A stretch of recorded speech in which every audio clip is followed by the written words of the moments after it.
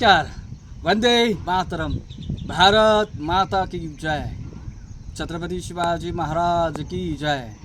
धर्मवीर छत्रपती संभाजी महाराज की जय. राजमाता जिजाऊ यांना मानाचा मुजरा. शत शत नमन. मित्रांनो, मराठ्यांचा इतिहास, महाराष्ट्राचा गौरवशाली इतिहास, छत्रपती शिवाजी महाराजांचा इतिहास अत्यंत प्रेरणादायी इतिहास.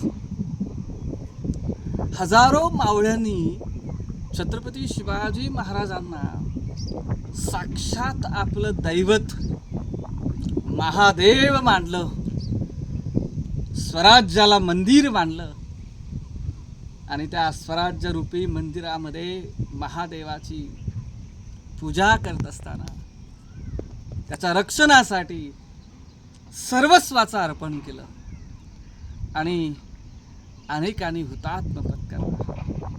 आपलं संपूर्ण आयुष्य वेचलं, अर्पण केलं, बलिदान दिलं त्या स्वराज्य रूपी मंदिरासमोर.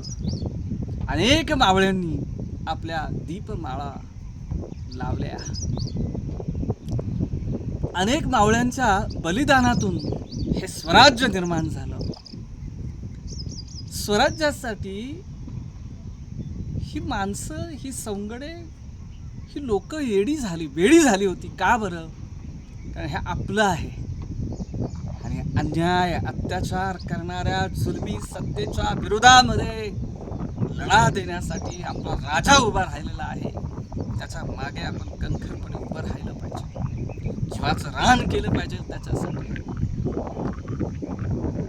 बघा, मागच्या वेळेस आपण बघितलं, छत्रपती शिवाजी महाराज आणि स्वराज्य दोघेही संकटात सापडले होते. स्वराज्यावरती एका बाजूला आदिलशहा आणि दुसऱ्या बाजूला मोगली फौज आक्रमण करत होती. स्वराज्यामध्ये पुण्यापर्यंत हा शाहिस्तेखान सुमारे 1.25 लाख फौज घेऊन आला होता आणि इकडे छत्रपती शिवाजी महाराज पन्हाळगडावरती 35,000 या गनिमांच्या फौजेमध्ये अडकले होते. आदिलशहाने काही मराठी सरदार होते जे आदिलशहाला जाऊन मिळाले. आदिलशहाने त्यांना जमिनी दिल्या, जहागिरी दिली आणि त्याची हुजरीगिरी, चाकरीगिरी ते चाकरी करू लागले. असाच एक होता तो केदार खोपडे. त्याला तर त्या बादशाहाने, आदिलशहाने हुकूम काढला होता आणि तो हुकूम त्याला दिला की महाराज, छत्रपती शिवाजी महाराजांचे जे मावळे आहेत, छत्रपती शिवाजी महाराजांचे मावळे, त्या मावळ्यांना, त्यांच्या घरादारातील लोकांना पकडा, त्यांना धरा आणि हुजूर हाजीर करा, हुजुरांच्या समोर उभं करा, त्यांची घरदारं जाळा आणि त्यांची जे काही चीज वस्तू तुम्हाला मिळेल ती ताब्यात घ्या. अशा प्रकारचा हुकूम आदिलशहाने ह्या केदार खोपडेला दिला होता आणि केदार खोपडे तशा पद्धतीने काम करत होता. सगळे कर्तीब घरातली, मावळ घरातील सगळे जे सरदार, जे काही मंडळी होती, जे कर्ते पुरुष होते, ते सगळे कर्ते पुरुष छत्रपती शिवाजी महाराजांसोबत पन्हाळगडावर होते. जवळजवळ 6,000ची फौज पन्हाळगडावरती होती आणि उरलेले मावळे हे नेताजी पालकरांबरोबर विजापूरच्या प्रदेशामध्ये धुमाकूळ घालत होते. छत्रपती शिवाजी महाराज जेव्हा पन्हाळगडाच्या वेढ्यात अडकलेत, ही बातमी जेव्हा नेताजी पालकरांना कळाली, तेव्हा नेताजी पालकरांनी 2 वेळा प्रयत्न केला महाराजांना सोडवण्यासाठी. पहिला प्रयत्न आपण मागच्या वेळेस बघितले, सगळं ऐकलंय. पहिला प्रयत्न केला त्यांनी, सरळ आहे ना विजापूरवरती हल्ला केला आणि विजापूरवरती हल्ला करून त्याचा मागचा हेतू असा होता की विजापूरवरती हल्ला केल्यानंतर विजापूरच्या बादशाहाला वाचवण्यासाठी, ती सल्तनत वाचवण्यासाठी वेढ्यातील फौज काय होईल, विजापूरच्या दिशेने येईल आणि वेढा सैल होईल आणि महाराज सुटतील. दुसरा प्रयत्न केला, तो प्रयत्न फसला, तो बेत फसला. दुसरा बेत केला, दुसरा प्रयत्न केला, वेढ्यावरती आक्रमण केलं. पन्हाळगडावरती त्या वेढा फोडण्यासाठी नेताजी पालकर चालून गेले, पण तोही बेत फसला. महाराज हे सगळं बघत होते. महाराजांनी पन्हाळगडाच्या पायथ्याशी झालेलं युद्ध बघितलं, मराठे परत जाताना बघितले, माघार घेताना महाराजांनी बघितले आणि ठरवलं की आता या वेढ्यातून बाहेर निघण्यासाठी सगळे मार्ग संपलेत आणि हा पावसाळा जर संपला तर त्याच्यानंतर ह्या वेढ्यातून सुटणं शक्य नाही. त्यामुळे आत्ताच्या ह्या पावसाळ्यामध्येच आपल्याला काहीतरी प्रयत्न करायला हवा आणि काहीही करून ह्या वेढ्यातून सुटायला हवं. आणि मग महाराजांनी त्या ठिकाणी त्या वेढ्यातून सुटण्यासाठी प्रयत्न अगोदरपासूनच ते करत होते. अनेक वेळा मावळ्यांना त्यांनी गडाच्या चारी दिशांना पाठवलं होतं, पण बऱ्याच वेळा त्या ठिकाणी यश मिळालं नव्हतं, मावळे मारले गेले होते. अनेक हेर महाराज बऱ्याच गडाच्या विविध दिशांना पाठवत होते, मार्ग शोधत होते. शेवटी तो निखराचा दिवस 11 जुलै 1660 त्या दिवशी महाराजांनी ठरवलं की गडातून वेढ्यातून निघायचं बाहेर. ठाम निश्चय केला. काय झालं त्या दिवशी तर महाराज तो विचार करत होते की ह्या वेढ्यातून आपल्याला कसं बाहेर निघता येईल, ह्याच्यातून काय मार्ग निघता येईल. वेगवेगळ्या योजनांविषयी ते विचार विनिमय करत होते आणि ते सतत विचार करत आहे ना रात्री झोपी गेले. आणि सकाळी पहाटे जेव्हा त्याला जाग आली, जाग येत असतानाच आहे ना अंधुक असा त्यांना आई जगदंबेचा साक्षात्कार झाला आणि जगदंबेला नमस्कार करत महाराज त्या ठिकाणी जगदंब जगदंब जगदंब उच्चार करतच जागे झाले. बघा, एखादी घटना असते, अत्यंत संकट असतं, अत्यंत अडचणीचा काळ असतो आणि त्यावेळेस आपण प्रयत्न करत असतो, त्या प्रयत्नांना यश मिळत नसतं आणि अशा वेळी आपण परमेश्वराची धावा करतो आणि महाराज तेच करत होते. रात्रभर ते विचार करत होते या वेढ्यातून कसं बाहेर निघता येईल आणि परमेश्वराचं स्मरण करत होते. आणि म्हणूनच महाराजांना सकाळी जी प्रेरणा मिळाली, त्या प्रेरणेतून त्यांनी ठरवलं की आज कोणत्याही परिस्थितीमध्ये आपण हा गड सोडायचा. पहाड झाली, सूर्योदय झाला आणि त्यानंतर महाराजांनी आपल्या जवळच्या सगळ्या सौंगड्यांना जवळ बोलवलं. सदैवर सगळे आले आणि सगळ्यांशी महाराजांनी चर्चा केली. महाराज सर्व मावळ्यांना म्हणाले, गड्यांनो, आपण शूरवीर पराक्रमी, आपल्या समसरेसमोर शत्रू उभा राहू शकत नाही.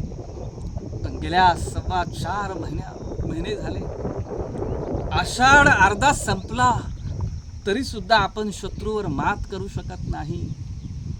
सिद्धी जोहरचा वेढा मजबूत आहे, त्याचं बळ जास्त आहे आणि त्यामुळे ह्या वेढ्यातून सुटका होणं अत्यंत कठीण आहे.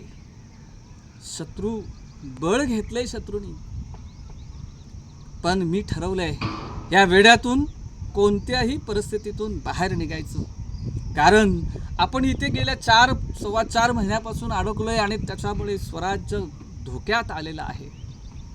एका बाजूला हा सिद्धी जोहर आहे, आदिलशाह आहे, दुसऱ्या बाजूला मोगल आहेत, सिद्धी जंजिऱ्याचा सिद्धी आहे, इंग्रज आहेत. या सगळ्या शत्रूंनी आणि स्वकीय शत्रूंनी आपलं स्वराज्य वेढलं आहे. याच्यातून आपल्याला स्वराज्याला सोडवायचं असेल तर ह्या वेढ्यातून मला निघावं लागेल. सगळे मावळे अगदी कान देऊन आणि डोळ्यात प्राण देऊन आणून ते ऐकत होते आणि त्यांना आश्चर्य वाटत होतं, कुतूहल पण वाटत होतं की कसं काय शक्य आहे. सिद्धीचा वेढा गेले आपण 4 महिने बघतोय की त्या सिद्धीचं सैनिक सतत गडाकडे तोंड ठेवून सतत नजर त्यांची गडावर आहे आणि थोडासुद्धा वेढा सैल होत नाही, त्याचा ढील येत नाही. आणि अशा अवस्थेत महाराज म्हणतायत की गडातून वेढा फोडून जायचं कसं काय शक्य आहे? हे सगळं महाराजांनी आपलं कथन आपल्या सौंगड्यांसमोर सांगितलं. प्रत्येक सौंगड्याला, आपल्या मावळ्यांना, सगळ्या सौंगड्यांना महाराजांची काळजी वाटत होती. कारण महाराज जे धाडस करणार होते ते अत्यंत साहसी होतं, धाडसी होतं, धोकादायक होतं, जीवावर बेतणारं होतं. आणि म्हणून सगळ्या मावळ्यांच्या मनामध्ये एक भीती पण निर्माण झाली होती आणि कुतूहल पण होतं. त्यानंतर 11 जुलैची संध्याकाळ महाराजांनी आपल्या जिवलग अत्यंत जवळच्या मित्रांना जवळ बोलवलं आणि ते मित्र होते गुप्तहेर खात्यात. हेर, महाराजांचे हेर, ज्या हेरांनी महाराजांना प्रत्येक संकटामध्ये अत्यंत मोलाची मदत केली, माहिती दिली आणि त्यातून महाराजांना निसटता आलं. महाराजांचे मावळे, महाराजांचे हेर आणि सह्याद्री निसर्ग या सगळ्या शक्तींनी महाराजांना वेळोवेळी मदत केली आणि म्हणून अनेक संकटांवर महाराज धाडसी होते, पराक्रमी होते. पण या सगळ्यांची साथ महाराजांना मिळाली आणि म्हणून त्या अवघड परिस्थितीवर सुद्धा मात केली महाराजांनी. फेऱ्यांना महाराजांनी बोलवलं. हेरांबरोबर महाराजांनी त्या ठिकाणी गुप्त खलबत केली आणि त्यांना त्या ठिकाणी कामगिरी दिली. कामगिरी काय होती तर गडाखाली जायचं आहे आणि अशी वाट, अशी फट शोधायची आहे. अशी एक अवघड जागा, किंचित फट अशी शोधायची आहे की जिथून 1-2 का होईना पण माणसं निसटतील, बाहेर निघतील. आणि त्यासाठी रात्रीच्या प्रहरी हे हेर बाहेर निघाले. आता त्यावेळेचं जर वातावरण बघितलं तर ढगाळ वातावरण होतं. दुसऱ्या दिवशी खरं म्हणजे पौर्णिमा होती, आषाढी पौर्णिमा होती. त्याचा आषाढी पौर्णिमेचा आदला दिवस आहे आणि आषाढी पौर्णिमेच्या आदल्या दिवशीची ही घटना आहे. महाराज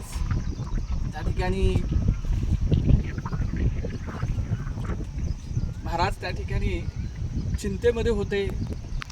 सतत आपली योजना कशी यशस्वी होईल यासाठी प्रयत्न करत होते. हेर खाली उतरले, पण उतरत असताना इतक्या चपळाईने, इतक्या सावधगिरीने, इतक्या चोर पावलांनी ते चालत होते की दगडामागे, खडकामागे असे लपत छपत, झाडामागे लपत छपत ते खाली उतरत होते. कारण शत्रू सैन्याचं सतत लक्ष गडावर होतं आणि जर थोडा जरी येणार त्या ठिकाणी चूक झाली आणि नजर जर शत्रूची पडली तर गोळी आणि गोळा हा अंगावरती येणार होता. हे सगळं सावधगिरी बाळगून ते शोधाशोध घेत होते आणि परमेश्वराची आई जगदंबेची कृपा झाली आणि त्या गडाची एक फट त्यांना सापडली. अशी एक जागा सापडली जी सकल आणि चढ सकल असा उतार भाग होता. सकल चढ असलेला भाग अत्यंत अरुंद, अत्यंत बिकट, पण तिथे सिद्धी जोहरचे वेढे आणि मोर्चे नव्हते. काही अंतरावर ते होते आणि सैनिकांची म्हणजे सतत येणं जाणं पण त्या ठिकाणी कमी होतं. अशी ती किंचित जागा. तसं सिद्धी जोहरने त्या भाईखानला सांगितलं होतं की कोणतीही जागा रिकामी ठेवू नको. एक ही चप्पा है ना, वहाँ पे रुको, सैनिक अपना फौजी होना चाहिए, फौज रुको, शत्रु बाहर नहीं निकलना चाहिए, दुश्मन को वहाँ पे हमें क्या करना, खत करना है. अशी सक्त ताकीद त्याने दिली होती. तरी सुद्धा एक छोटीशी फट त्या ठिकाणी राहिली आणि मग हे आनंदित झालेले जे हेर होते हे खुणा करत आहे ना. आता खुणा दगडाच्या खुणा असतील किंवा आणखी काही, त्या खुणा करत गडावर आले. लपत छपत महाराजांजवळ पोचले आणि महाराजांनी ही गोष्ट सांगितली आणि महाराजांनी ही गोष्ट सांगता क्षणी महाराज आनंदित झाले. पहिली योजना महाराजांची यशस्वी झाली. आता दुसरी योजना. 12 तारखेचा तो दिवस आणि आषाढी पौर्णिमेचा तो दिवस आहे. 12 जुलै 1660चा तो दिवस. महाराजांनी लगेच आपल्या वकिलांना म्हणजे गंगाधर पंतांना बोलवलं. त्यांच्याकडे एक पत्र दिलं. गंगाजी पंत ते पत्र घेऊन गडाच्या खाली निघाले. आता गडावरून कोणीतरी येतंय हे त्या वेड्यातल्या त्या गनिमांना, सैनिकांना दिसलं. की 4-5 काहीतरी असे टिपके दिसत आहेत येताना, आणि ते आनंदित झाले. बघा, सिद्धी जोहर असेल किंवा वेढामध्ये गेल्या 4-4.25 महिने जे वेढा देऊन बसलेले सैनिक आहे, त्यांना खात्री होती की आज ना उद्या शिवाजी महाराज सैन्यासह लढायला खाली येईल किंवा कोणाला तरी खाली पाठवेल, आपला वकील तरी पाठवेल. अशा हिशोबाने ते लोक त्यांनी वेढा घातला होता. की कारण का आज ना उद्या गडावरचा दाना पाणी संपला, चारा संपला, धान्य संपलं तर करणार काय? शरणागती पत्करल्याशिवाय दुसरा पर्याय शिवाजी समोर राहणार नाही याची खात्री आहे ना ह्या सिद्धी जोहरला होती, आणि म्हणूनच तो कडक वेढा घालून बसला होता. आता ह्या ही माणसं येतात खाली, वेढ्यापर्यंत पोहोचली. त्या सैनिकांनी विचारलं, त्यांनी सांगितलं की आम्ही वकील आहोत आणि असं तह करण्यासाठी आम्ही आलो आहोत, शिवाजी महाराजांचं पत्र द्यायचं आहे. ते लगेचच त्यांना पुढे पाठवलं आणि ते छावणीमध्ये शामियानामध्ये गंगाधर पंत पोहोचले. गंगाधर पंतांनी वाकून कुर्णिसात केला आणि सिद्धी जोहरचं आहे सिद्धी जोहरचं कौतुक केलं. आणि कौतुक करत असतानाच त्याने हात जोडून कुर्णिसात करून त्यांना महाराजांचं पत्र दिलं. पत्रामध्ये महाराज काय म्हणतात, तर महाराज पत्रामध्ये म्हणतात की आपण गडाखाली येणार, म्हणजे तुम्ही ह्या पन्हाळ्याच्या दिशेने येत आहात याची बातमी मला लागली होती आणि तुम्हाला भेटीसाठी मी तेव्हाच येणार होतो, परंतु कचदिल आणि मन जरा घाबरलं होतं माझं आणि भीतीपोटी मी त्यावेळेस तुमच्या भेटीला येऊ शकलो नाही. तरी आता मात्र मी तुमची भेट घेण्यासाठी उत्सुक आहे. तुमच्या भेटीची वेळ मला मिळावी, परवानगी आपण मला द्यावी. मी माझ्या 2-4 लोकांसोबत, माझ्या सोंगड्यांसोबत मी तुमच्या भेटीसाठी उद्या संध्याकाळपर्यंत येईन, परवानगी मिळावी. आणि मी जी गुस्ताखी केलेली आहे, आदिलशहाच्या विरोधामध्ये जे बंड केलेलं आहे त्याची मला खंत आहे. मी जेवढे किल्ले जिंकलेले आहेत, गड किल्ले जिंकले आहेत, दौलत लुटली आहे, ती सगळी आदिलशहाच्या दरबारी म्हणजे बादशाच्या चरणावरती, तुमच्या चरणावर ठेवायला मी तयार आहे. असं हे ते पत्र ऐकल्यानंतर, वाचल्यानंतर याला फार आनंद झाला. सिद्धी जोहरला काय हवं होतं, तर तेच हवं होतं. सगळे गडकोट किल्ले हवे होते, संपत्ती हवी होती आणि शिवाजीने शरण यावं एवढंच हवं होतं. आता जे हवं आहे ते सगळं मिळाल्यानंतर सिद्धी अत्यंत आनंदित झाला आणि ते परवानगी असल्याचं पत्र देऊन त्यांनी गंगाधर पंतांना रवाना केलं. गंगाधर पंत गडाच्या दिशेने निघाले. सिद्धी खुश झाला. भेटीची वेळ ठरली, 13 तारखेची वेळ ठरली आणि 12 तारखेचा हा दिवस. सिद्धीला वाटलं काय, तो शिवाजी शरण येतोय, सगळे किल्ले देतोय, सगळी संपत्ती देतोय, अजून काय हवंय, जे हवंय ते सगळं मिळालं. आणि जर मी सावध आहे, सतर्क आहे, जर शिवाजीने अफजल खानाच्या वेळी जो दगाबाजी केली, तशी जर दगाबाजी केली शिवाजीने, तर 35,000ची फौज आणि मी स्वतः शिवाजीला काय करेन, मारेन, त्यास मी समर्थ आहे. असा त्यांनी मनाशी खुणगाड बांधली. हे गंगाजी पंत वरती, गंगाधर पंत गडावर गेले. महाराजांना ही बातमी दिली. आता दुसरा जो योजना होती ती योजना सफल झाली. आता गडावरून महाराजांचा, शिवाजीचा वकील आला होता आणि त्या वकिलाने सिद्धी जोहर बरोबर बोलणी केली, तह केला. शिवाजी उद्या भेटायला येणार आहे, शिवाजीने बिनशर्त शरणागती पत्करली आहे, अशी बातमी त्या सिद्धी जोहरच्या अख्ख्या छावणीत पसरली. एकाने दुसऱ्याला सांगावं, दुसऱ्याने तिसऱ्याला सांगावं, असं करत करत ती संपूर्ण बातमी त्या छावणीत पसरली. आणि तोच एक क्षण होता गाफील करण्याचा. तो क्षण महाराजांनी अगदी पक्की योजना आखली आणि त्या योजनेला त्या ठिकाणी यश मिळालं. दुसरी योजना जी होती त्याला पण यश मिळालं. सैन्य जरा गाफील झालं. कारण बघा, 4-4.25 महिने जर एका ठिकाणी उभं राहून आहे ना, एखाद्या व्यक्तीवर नजर ठेवायची आहे आणि तो व्यक्ती जेव्हा आहे ना म्हणतो की मी शरण येणार आहे, तेव्हा तो लक्ष ठेवणारा माणूस सुद्धा विचलित होतो की आता तो येणारच आहे शरण, तर आता काय, तो बेफिकीर होतो है ना. आणि हे त्याचे सैन्य जरा बेफिकीर झालं, बेफिकीर झालं आणि महाराजांनी लगेच आहे ना पुढची तयारी केली. तिसरा टप्पा, योजनेचा तिसरा टप्पा, मावळे. बघा, गडावरती 6,000 पेक्षा जास्त मावळे होते. महाराजांनी आहे ना त्यातले 600 निवडक मावळे निवडले आणि त्यातले बरेचसे मावळे हे हिरडस मावळ खोऱ्यातले होते.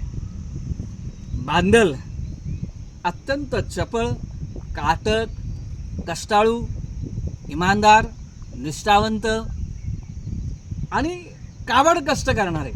म्हणजे जर त्यांना सांगितलं ना दिवस रात्र काम करा, तर ते दिवस रात्र काम करण्याची तयारी त्यांच्या शरीराची होती. असे मावळे त्यांनी निवडले. 600 मावळे त्या महाराजांनी निवडले. आणि त्याच रात्री, आषाढी पौर्णिमेच्या रात्री 10च्या आतमध्ये गड सोडायचं ठरलं. सगळे मावळे, संध्याकाळ झाली, जाण्याची तयारी सगळी झाली. सगळे मावळे त्या ठिकाणी येऊन येणं असं महाराजांच्या सत्रेसमोर ते सगळे थांबले होते. 600 मावळे अंधारामध्ये. आणि तो दिवस होता आषाढी पौर्णिमेचा. जरी तो आषाढी पौर्णिमेचा दिवस असला तरी निसर्गाने महाराजांना साथ दिली होती. आकाशामध्ये जर बघितलं त्या काळामध्ये तर त्यामुळे ढगाने आकाश भरलं होतं. जणू काही त्या ढगांमध्ये यादवी माजली होती. भाऊबंदकी म्हणतो ना आपण, ते ढग एकमेकांवरती असे टक्कर घेत होते, एकमेकांशी भांडत होते जोरजोराने. म्हणजे त्या ढगांचा गडगडाट सुरू होता, वीज चमकत होती, पावसाळी वातावरण तयार झालं होतं, वादळ वारा सुरू झाला होता. आणि असं ते वातावरण की जे महाराजांच्या योजनेसाठी अत्यंत पूरक होतं. हे 600 मावळे वाट बघत होते. महाराजांनी शिवा काशीद म्हणून अगदी महाराजांसारखा दिसणारा आणि महाराजांसारखी दाढी असलेला शिवा काशीदला महाराजांनी महालात बोलवलं आणि महाराजांनी आपला पोशाख त्याला दिला आणि संपूर्ण महाराजांचा पोशाख तयार होऊन शिवा काशीद महालाच्या बाहेर आला. सगळे आश्चर्यचकित झाले. सगळ्यांनी वाकून महाराजांना मुजरा केला आणि तिथे महाराजांची पुढची योजना यशस्वी झाली. खरा शिवाजी आहे. आणि मग साक्षात छत्रपती शिवाजी महाराज बाहेर आले. सगळ्यांना आश्चर्याचा धक्काच बसला आणि मग सगळे थोडेसे आहे की नाही आश्चर्यचकित झाले सगळे. 2 पालख्या तयार होत्या, एक छत्रपती शिवाजी महाराजांसाठी आणि दुसरी होती शिवा काशीदसाठी. योजना पुढे अंमलात आणण्याची तयारी सुरू झाली. रात्र होती आणि रात्रीच्या वेळी अगदी चोर पावलांनी आपल्याला झपझप हा गड उतरायचा होता. सुरू झालं. महाराज पालखीत बसले, पालखी उचलण्यात आली, दरवाजाकडेच पालखी आली, दरवाजा उघडला.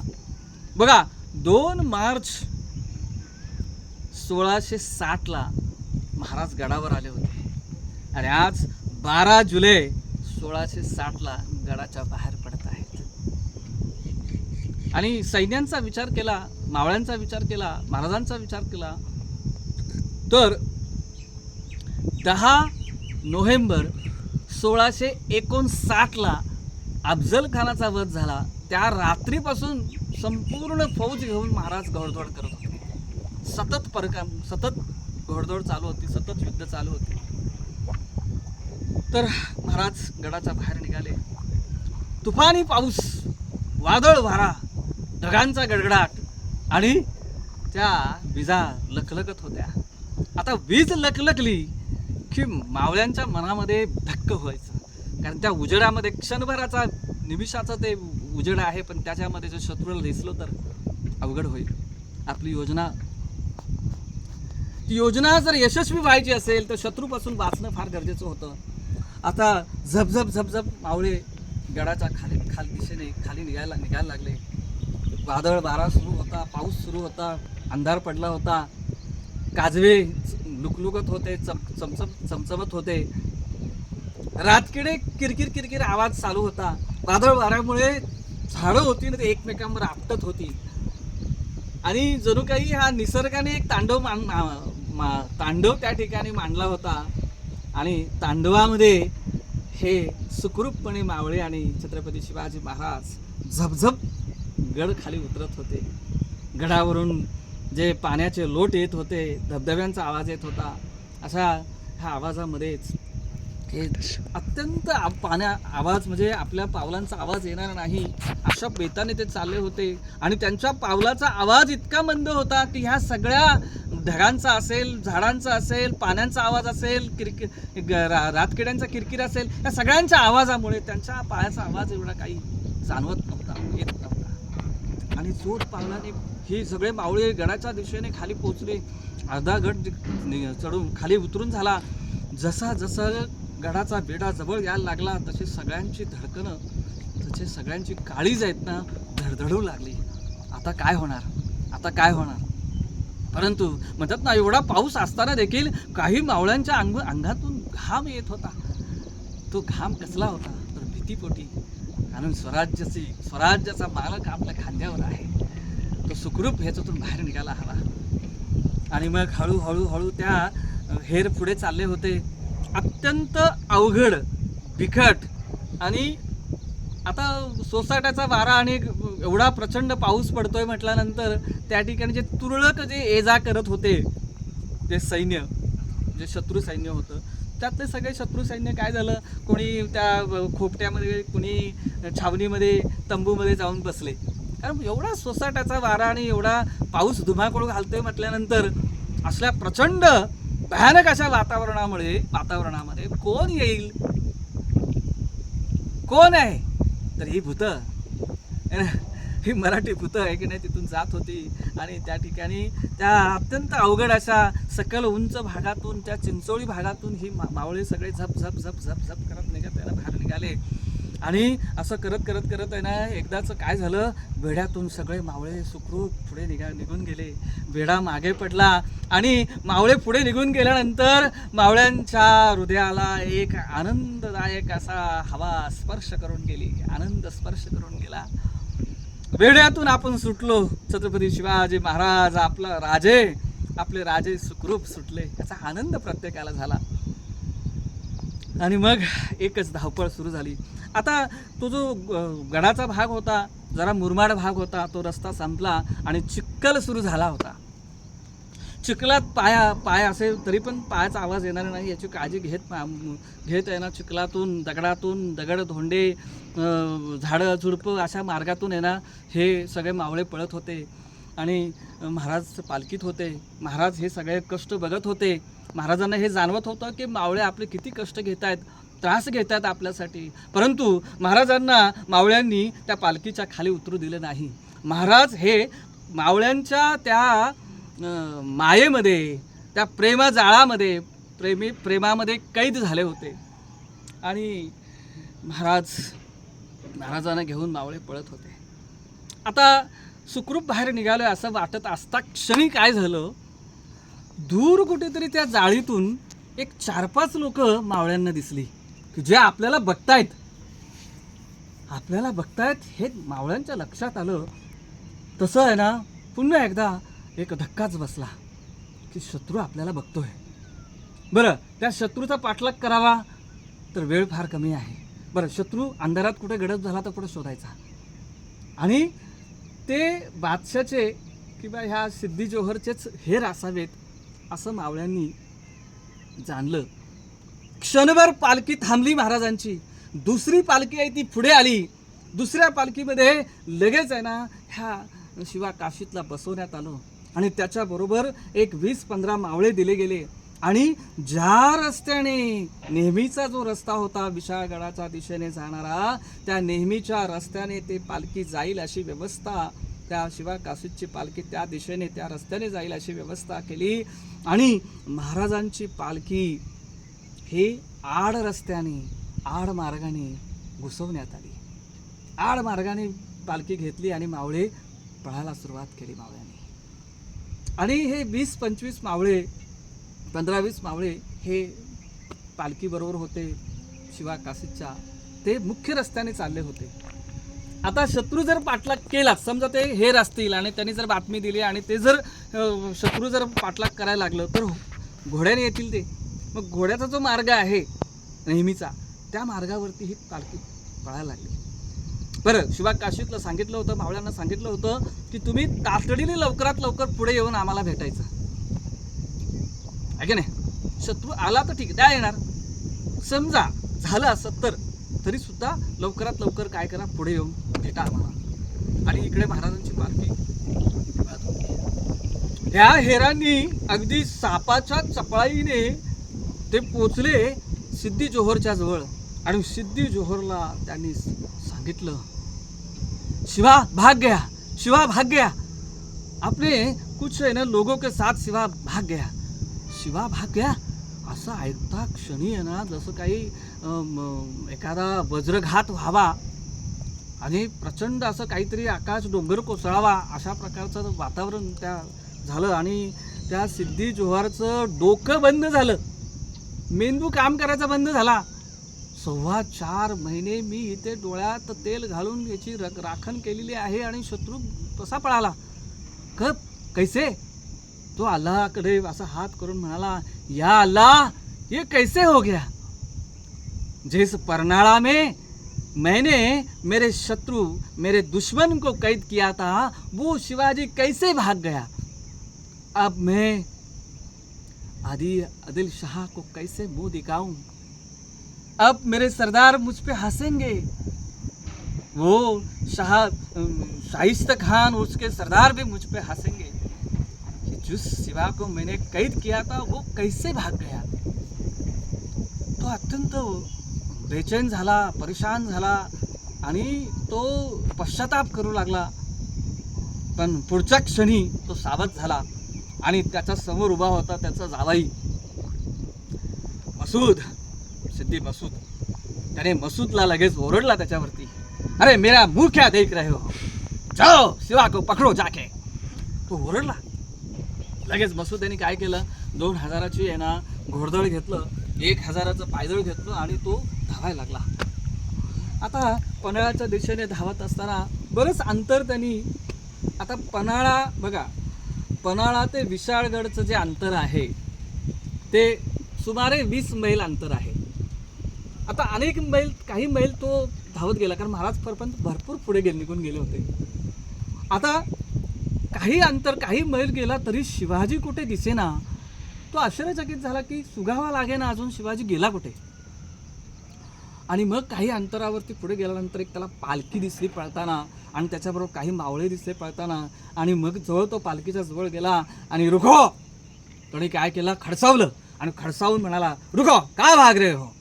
आणि त्या पालखीला थांबवलं, पालखीजवळ गेला, सगळ्या सैनिकांनी त्या पालखीला घेरलं आणि तो त्या दरडावून म्हणाला, कौन है अंदर. ते मावळे म्हणाले, हमारे महाराज साहब है, महाराज है हमारे. इथे सिद्धी आपला जे सिद्धी जोहरने, ह्या सिद्धी जोहरचा हा जावई आहे. पालखीमध्ये बसलेला शिवा काशीद, छत्रपती शिवाजी महाराजांचं साक्षात स्वरूप.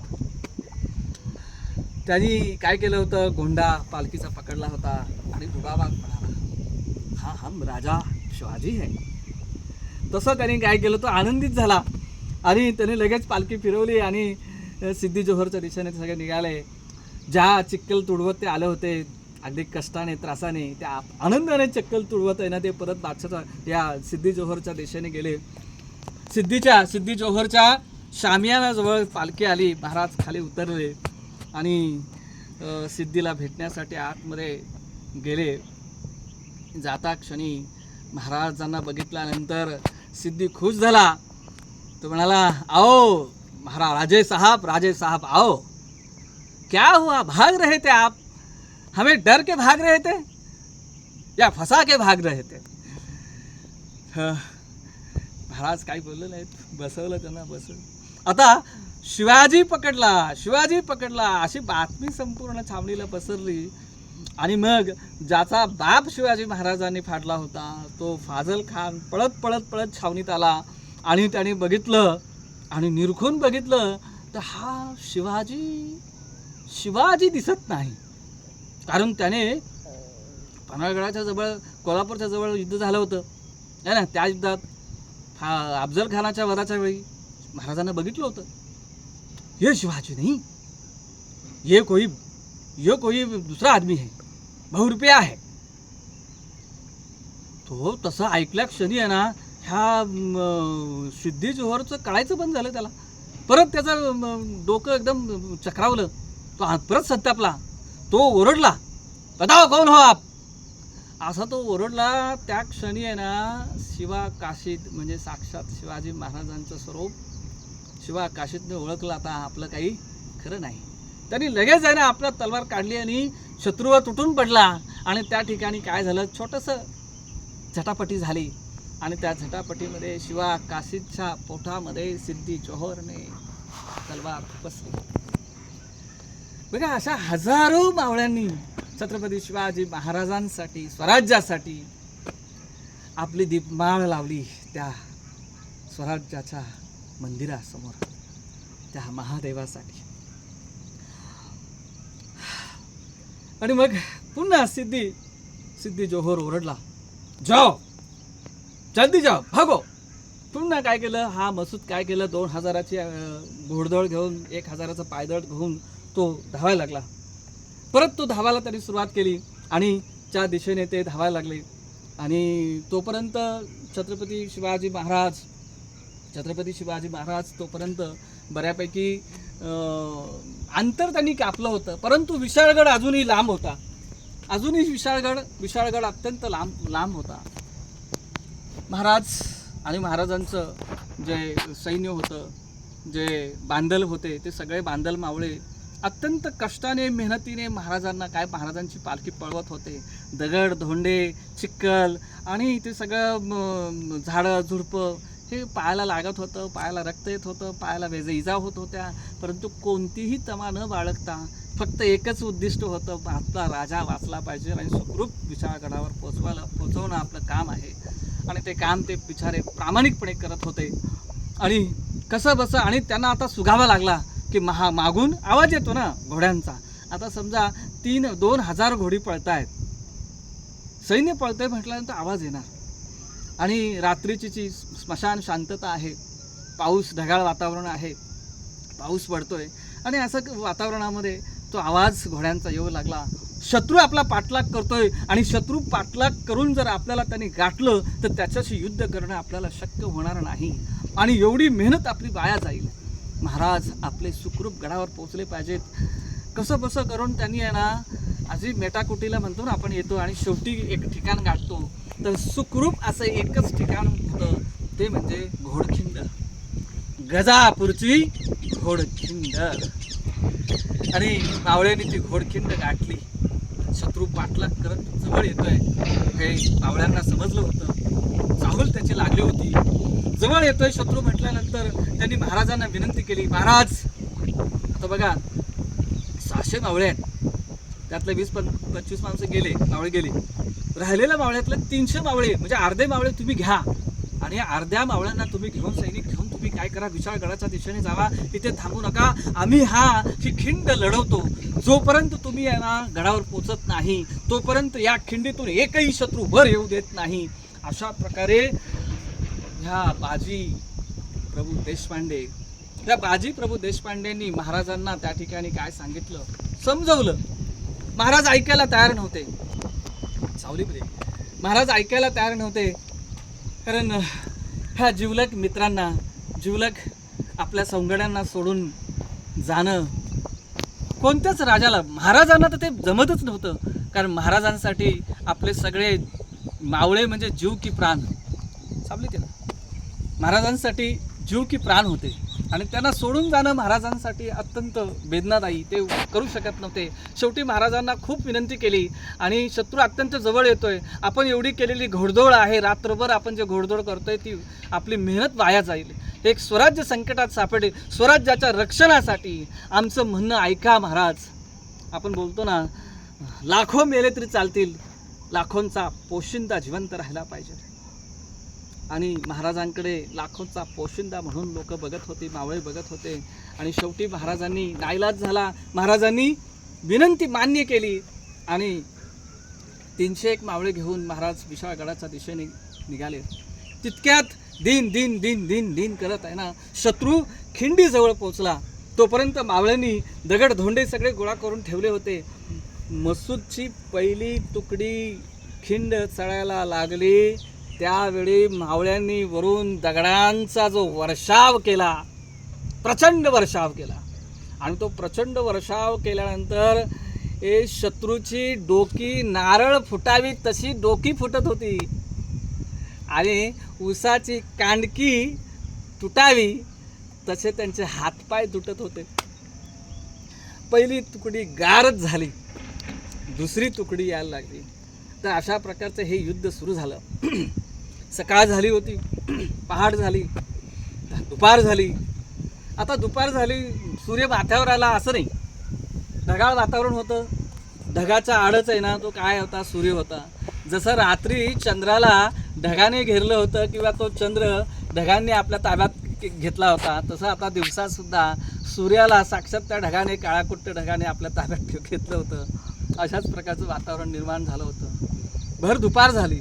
महाराज विशाळगडाच्या दिशेने पळत आहेत आणि इकडे सतत युद्ध सुरू आहे. सतत आहे ना सतत या ठिकाणी हे जे हिरडसचे मावळे, हिरडसचे बांधल मावळे अत्यंत काटक, शूर, पराक्रमी हे शत्रूशी झुंज देत होते. हा मसूद होता ना तो सुद्धा आहे ना त्या पराक्रमी होता. त्याचं सैन्य सतत आहे ना आक्रमण करत होतं, लढायला त्या ठिकाणी प्रतिकार करत होतं मराठ्यांना. इकडे महाराज विशाळगड गाठण्यासाठी धावपळ करत होते. महाराज जसे जसे विशाळगडाच्या जवळ गेले तेव्हा त्यांना त्या ठिकाणी असं वाटलं की सहज आपण आता विशाळगडावर जाऊ. परंतु महाराज विशाळगडाच्या दिशेने शिवाजी राजा येतोय म्हटल्यानंतर विशाळगडाला वेढा घालून बसलेले हे जे स्वराज्याचे जे गद्दार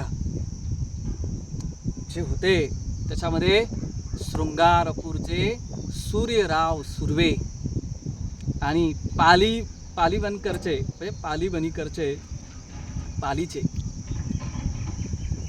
पालीचे जसवंतराव दळवी हे मराठे काही हजार एक त्यांची फौज असेल ती फौज घेऊन येणार. त्यांनी काय वेढा घातला होता.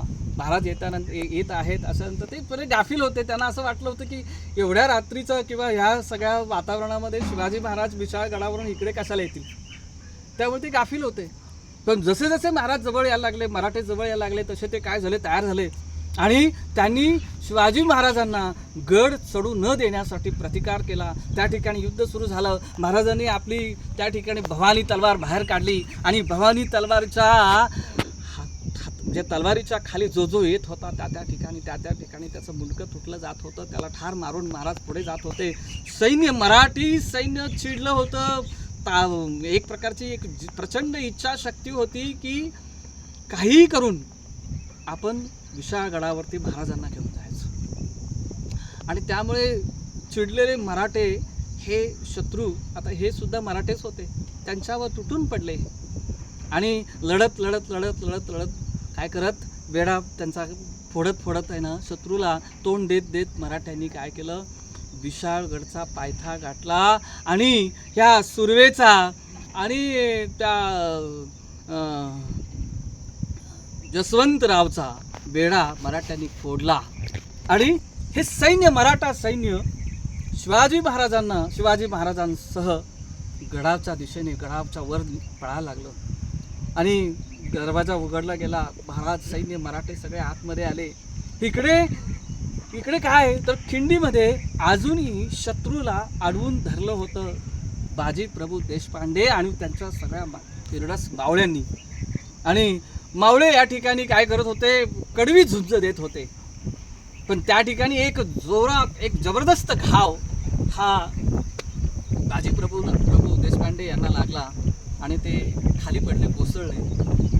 बाजी प्रभू देशपांड्यांच्या अंगावरती एकही असं ठिकाण, एक जागा शिल्लक नव्हती की त्या ठिकाणी घाव झाला नसेल, जखम झाली नसेल. परंतु शेवटचा घाव इतका वर्मी बसला की ते कोसळले. परंतु बाजीला जेव्हा उचलून बाजूला नेलं तेव्हा ते म्हणत होते, नाही, बाजी खिंड सोडणार नाही. जोपर्यंत गडावरून तोफांचा आवाज येत नाही, 3 तोफा जोपर्यंत मी ऐकत नाही तोपर्यंत खिंड सोडणार नाही. तर अशा प्रकारे ती प्रचंड इच्छाशक्ती बाजींची आणि एक जिद्द होती, चिकाटी होती की शत्रूला खिंड चढू द्यायची नाही. आणि महाराज गडावर पोचले. तोफांचा बत्ती देण्यासाठी त्यांनी हुकूम केला आणि तोफांचा बत्ती देण्यात आली. तोफांचा आवाज झाला, धडम धडम धडम असे 3 तोफांचे आवाज महाराजांनी दिल्यानंतर ते बाजीच्या कानावर पडले. आणि बाजीच्या कानावर ते आवाज पडता क्षणी बाजींना फार आनंद झाला आणि आनंदाने तो विशाळगडाच्या दिशेने हात करून महाराजांना मुजरा करून बाजींनी देह सोडला. ती घोडखिंड, गजापूरची घोडखिंड आज पावन झाली. पुढे त्या खिंडीला पावन खिंड म्हणून नाव देण्यात आलं. आता महाराज सुखरूप पोचले आहेत. त्यानंतर अनेक मराठे त्या ठिकाणी पडले होते. वीर मरण त्यांना प्राप्त झालं होतं. आणि जे वाचलेले मराठे आहेत ते त्या ठिकाणी मग त्यांनी काय केलं, दऱ्याखोऱ्या जंगलामध्ये ते निघून गेले. खिंड मोकळी झाली. खिंड मोकळी होता क्षणी आहे ना हा मसूद काय केलं, मसूद काय झालं, आपलं सैन्य घेऊन तो विशाळगडाच्या दिशेने धावला. विशाळगडाच्या दिशेने धावल्यानंतर विशाळगडाच्या जवळ येता क्षणी आहे ना सुर्वे आणि शृंगारपूरचे सुर्वे आणि पालीचे तुमचे जसवंतराव यांचं सैन्य तिथं हारलं होतं. आणि हारलेलं सैन्य त्यांना त्या ठिकाणी बघितलं. त्याला फार पश्चाताप झाला. तर खूप चिडला तो त्यांच्यावरती. शिवाजी गडावर कसा गेला, आता पुन्हा नव्याने वेढा द्यायचा म्हणजे अवघड काम. तरीसुद्धा वेड्याची तयारी झाली. आता गडाला पुन्हा वेढा देण्याचं काम सुरू होतंय हे महाराजांनी वरून बघितलं. गडावरून महाराजांनी निरीक्षण केलं की आता हे जमवाजमव सैन्याची चालू असून गडाला वेढा देण्याचं काम सुरू होणार आहे. हे महाराजांच्या लक्षात येता क्षणी महाराजांनी गडावर असलेली नव्या दमाची जी फौज होती विशाळ गडावरती, त्या विशाळ गडावरच्या फौजेला दरवाजा उघडला, किल्ल्याचा दरवाजा उघडला आणि त्या फौजेला सोडलं महाराजांनी बाहेर. आता विशाळगडाच्या वरती असणारी जी फौज होती ती नव्या दमाची होती, चिडलेली होती आणि शत्रूवरती तुटून पडली. ज्या शत्रूने छत्रपती शिवाजी महाराज आमच्या राजाला त्रास दिला, आमच्या मावळ्यांना त्रास दिला, आमचं रक्त सांडलं, त्या मावळ्या सांडलं, ते सगळे मावळे असे त्यांचे मनगट अशी सळसळ करत होती आणि ते शत्रूवर तुटून पडले. हे घनघोर युद्ध त्या विशाळगडाच्या पायथ्याला झालं. आम्ही मराठ्यांनी अगदी युद्धाची कहरच केली. आणि मग मराठ्यांचा जोर वाढतोय, आपलं सैन्य मरतंय हे बघितल्यानंतर जो सूर्यराव आणि जसवंत जो होता दळवी त्याचं सैन्य पळायला लागलं. आता त्याचं सैन्य पळायला लागल्यानंतर काय झालं, ह्या मसूदचं सैन्य तर रात्रभर प्रवास करून आलं होतं, ते पण दमलेलं थकलेलं होतं, ते पण कष्ट करून आलेलं होतं.